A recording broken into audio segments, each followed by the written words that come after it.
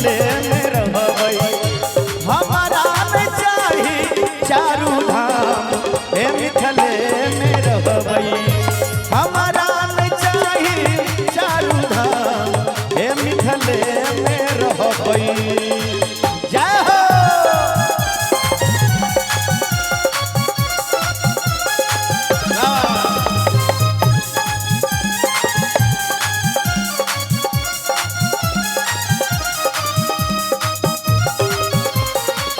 मस्ती में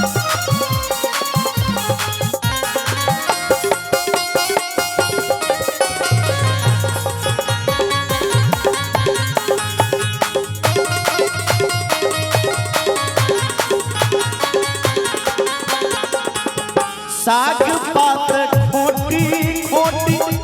जीवन बीतैबै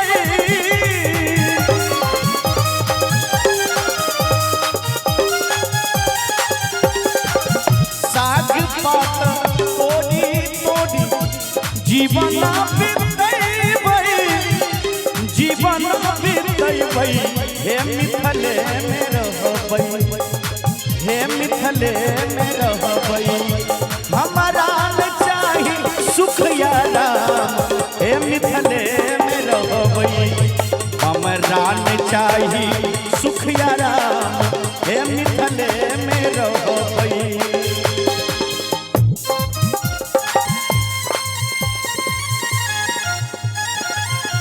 ए अनिल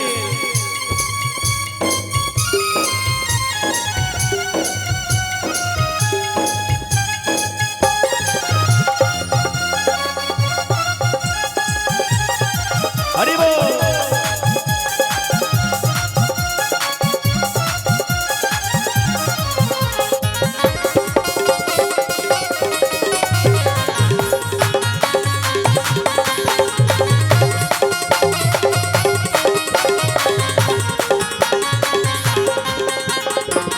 जाहि विधि रखती सिया ताहि विधि रहबै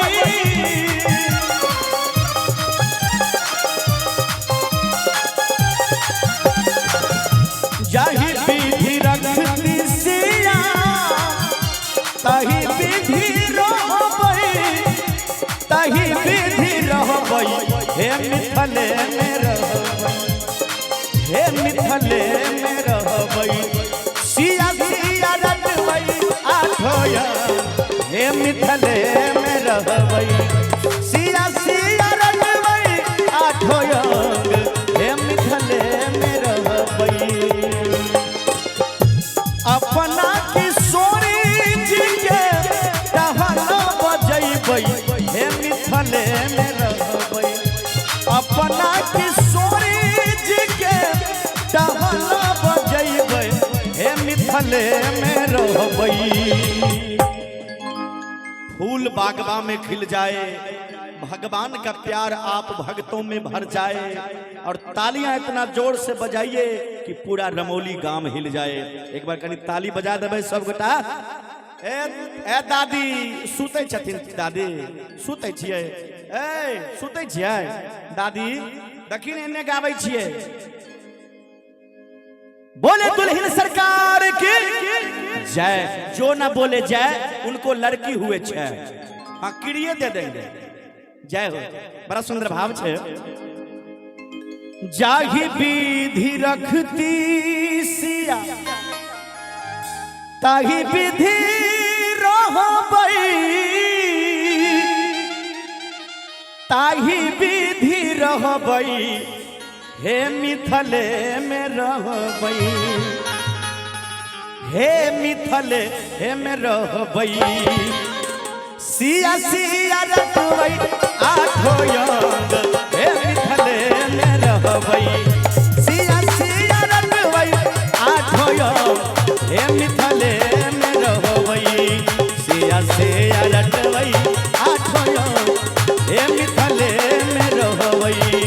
सिया सिया रटबै आठो अंग हे मिथले में रहबै सिया सिया रटबै आठो अंग